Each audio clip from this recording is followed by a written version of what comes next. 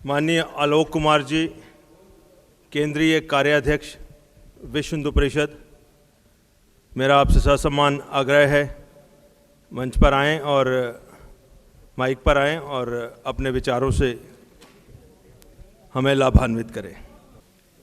एक छोटा सा अनुभव ध्यान में आ रहा है। कन्याकुमारी जाना हुआ था, शाम का समय था, जहां 3 समुद्र मिलते हैं, उनका पानी अलग अलग दिखता है,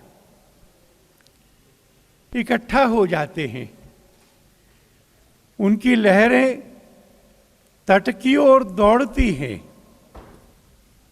वेग से आती हैं, गर्जना के साथ आती हैं। कन्याकुमारी भारत का दक्षिणी कोना, माने भारत माता के चरण, उन चरणों को छूकर शांत होकर लौट जाती। मैं बहुत देर तक खड़ा रहा। बचपन से सुना था कि सागर मिलकर के मां के चरण धोते हैं, उसका दर्शन किया। और उस दक्षिणी छोर से भी आगे समुद्र में एक बड़ी चट्टान है, जिस पर विवेकानंद जी का स्मारक बना है। अगले दिन स्टीमर से वहां गए। विवेकानंद जी खड़े अपने पूरे राष्ट्र का आह्वान कर रहे। वहां पर एक छोटा मंदिर है, उसमें कोई मूर्ति नहीं है, चट्टान है। चट्टान पर एक स्त्री के पैर का निशान है, श्री पाद पारई, पवित्र चरण। मैंने पूछा कि किसका है? उन्होंने कहा कि माता पार्वती का है।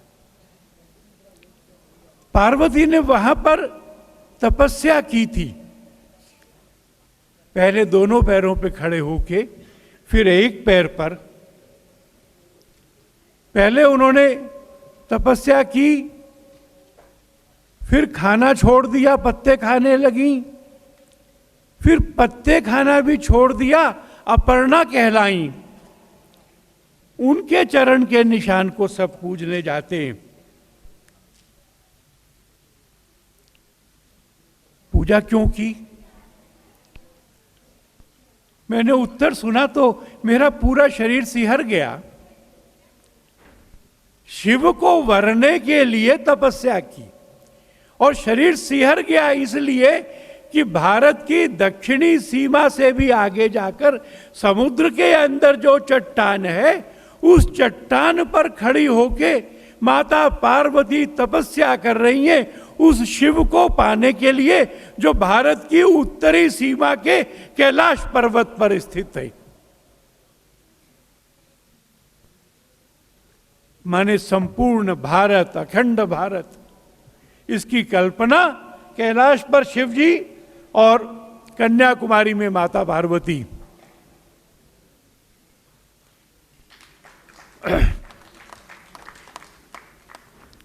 जब वे पूजा करती होंगी कैलाश की ओर उन्मुख होकर के, तो मैं विश्वास करता हूं उनकी आध्यात्मिक आंखों के सामने यहाँ के सारे तीर्थ आते होंगे। शारदा पीठ आती होगी, बद्रीनाथ आता होगा, केदारनाथ आता होगा, यमुनोत्री आती होगी, गंगोत्री आती होगी। जब से इतिहास ने आंखें खोली, तब से यह एक राष्ट्र है। हिमालय से और समुद्रों ने बनाया हुआ, 3 दिशा से समुद्र, उत्तर में हिमालय, प्रकृति और देव का बनाया हुआ यह एक राष्ट्र है। और इस राष्ट्र के साथ हमारा जो संबंध है, इस धरती के साथ हमारा जो संबंध है, यह मां और बेटे का संबंध है। विश्व हिंदू परिषद इस बात को अस्वीकार करती है कि we are a nation in the making. हम इस बात को भी अस्वीकार करते हैं कि हमको अंग्रेजों ने एक किया। शंकराचार्य के 4 मठ, 4 धाम, 52 शक्तिपीठ, सब के सब ये कहते कि पूरे हिंदू समाज के लिए ये सारी भूमि पवित्र है, श्रेष्ठ है, एक अखंड और अविभाज्य है। और इसलिए जब उस बहन ने ये जिक्र किया कि भारत की संसद का संकल्प है कि गुलाम कश्मीर को भी वापस प्राप्त करना है, तो मुझे यह संकल्प भी स्मरण आया कि 1947 की आजादी पूरे भारत की नहीं थी।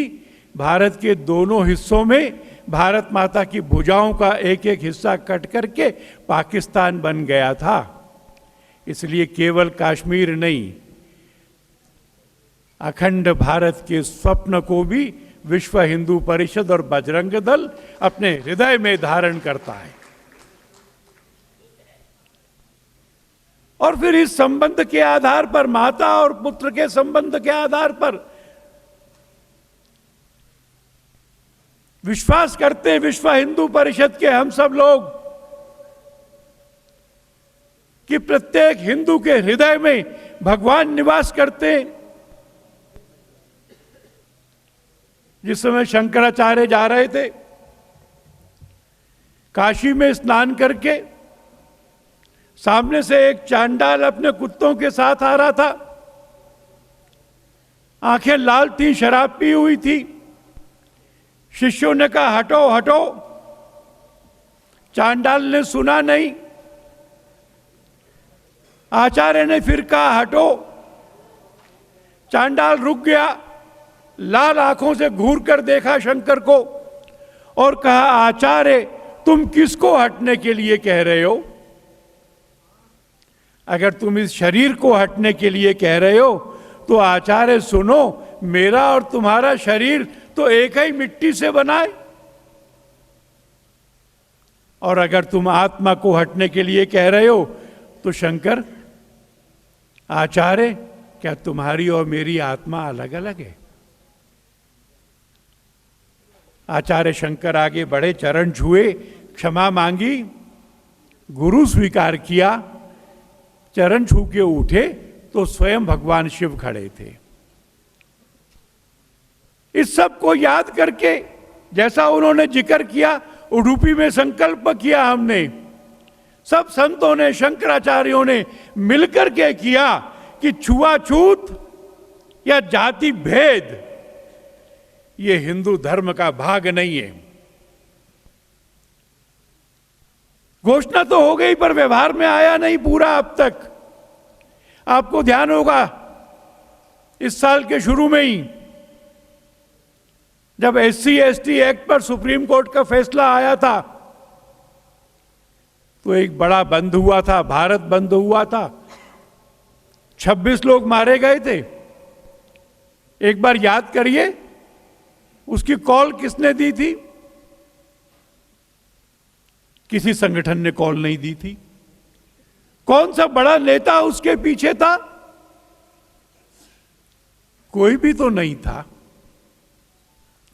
कौन से पोस्टर होर्डिंग लगे थे? पोस्टर होर्डिंग भी नहीं लगे थे। केवल व्हाट्सएप के संदेशों से भारत बंद हो गया, 26 लोग मारे गए। और वो पुलिस की गोली से नहीं मारे गए, वो समाज के आपसी संघर्ष में मारे गए। विश्व हिंदू परिषद पूरे हिंदू समाज को निरंतर ये आह्वान करती है कि बहुत साल तक सह लिया अनुसूचित समाज ने, अब वो और सहने को तैयार नहीं है। प्रेजुडिसेस को छोड़ना होगा, ऊंच नीच छोड़ना होगा, समानता को स्वीकार करना होगा, नहीं तो किसी के सब्र का बांध भी टूट सकता है। और इसके लिए जैसा बताया कि देश भर में 92,000 सेवा कार्यों के द्वारा हम सबको अपने जीवन में आगे बढ़ने का मौका दें, इसके लिए समाज अपने पुरुषार्थ से काम कर रहा है। अभी गुरु नानक की 500वीं जन्म शताब्दी 550 वर्ष होने वाले।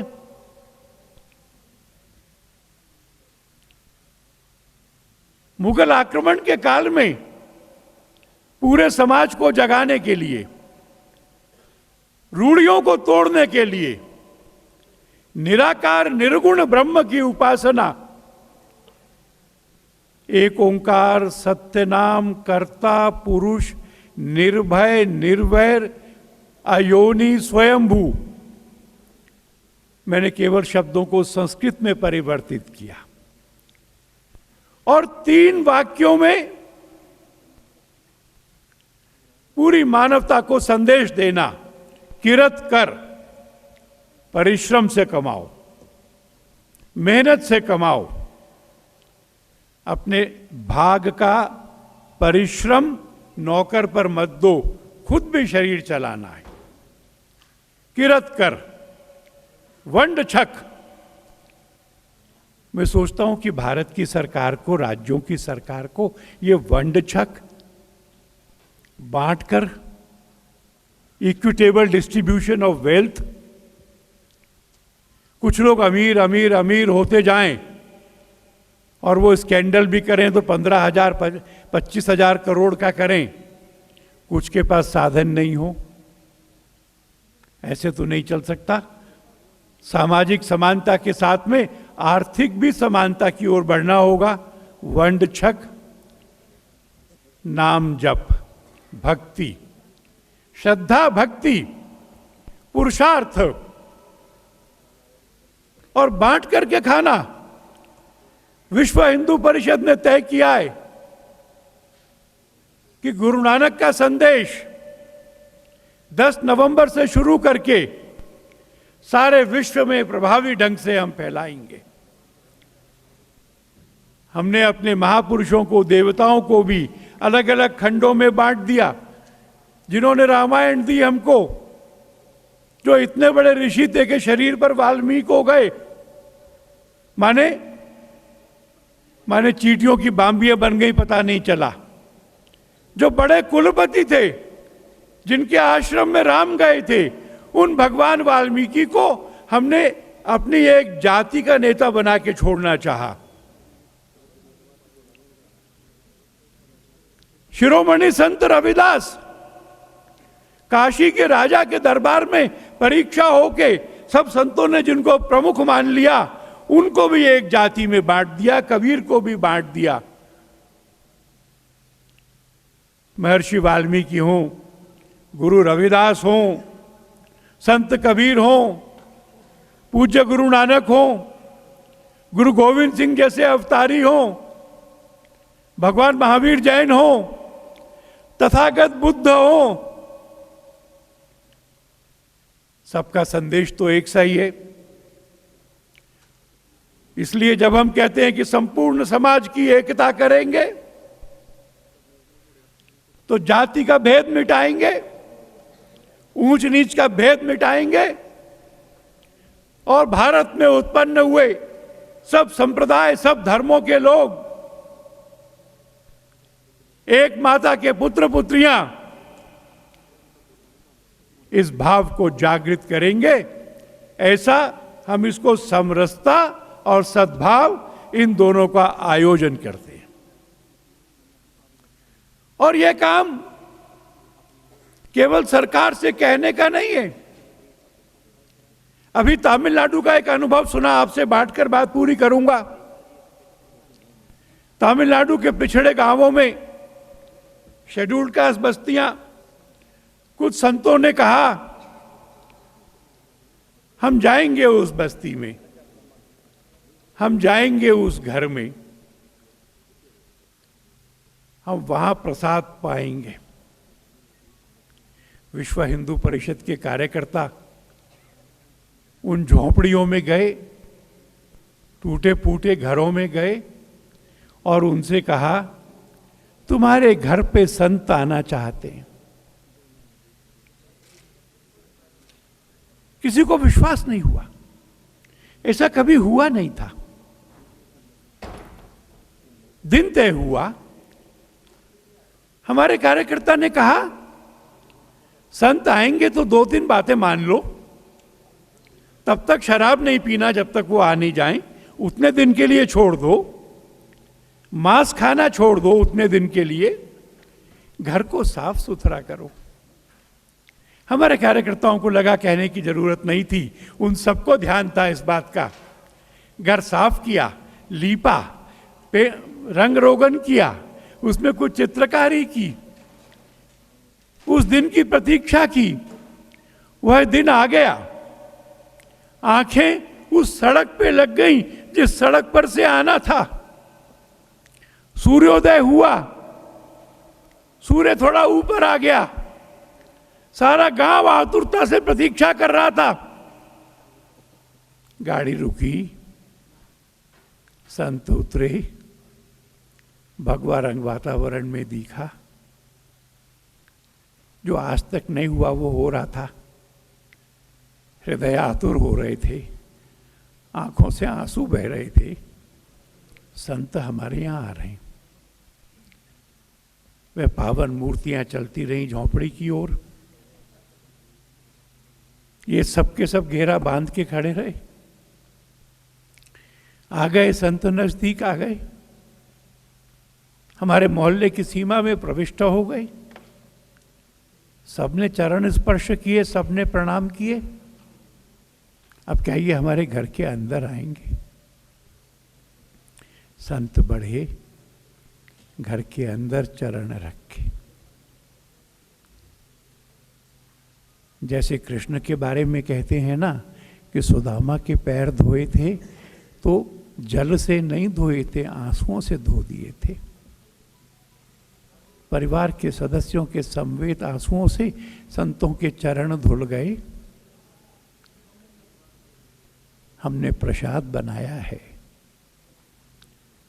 संकोच से कहा, डर के कहा, संत हमारे हाथ का खाएंगे, संत हमारे घर का खाएंगे। कटोरी दी, संत ने प्रसन्नता से ग्रहण किया। संत ने उसमें से एक गस्सा लेके अपने मुंह में डाला, कहा बहुत अच्छा बना है। शताब्दियों की दीवारें टूट गईं,